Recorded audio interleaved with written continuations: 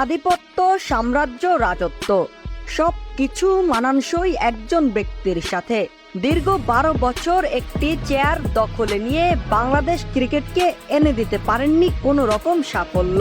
তিনি আর কেউ নন, তিনি পরবর্তী বিশ্বকাপের স্বপ্ন দেখা নাজমুল হাসান পাপন। অবশেষে পাপনের কালো অধ্যায় শেষ হচ্ছে, তাও আবার বাংলাদেশ ক্রিকেটকে ধ্বংস করে।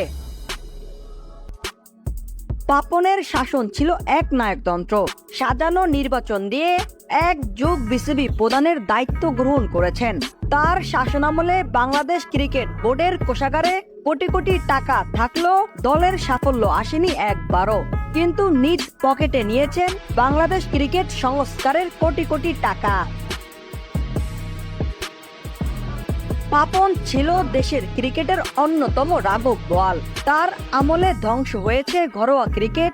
ক্রিকেট নামে কনসার্টে দেখিয়েছেন 20 কোটি টাকা খরচ। ছিল না বোর্ডের বার্ষিক আয় কিংবা ব্যয়ের হিসেব। এইসব নিয়ে সবসময় ছিল লুকোচুরি, কারচুপি। পাপন সবসময় নিজের সম্মানের কথা ভাবতেন কিভাবে মর্যাদা পাওয়া যায়।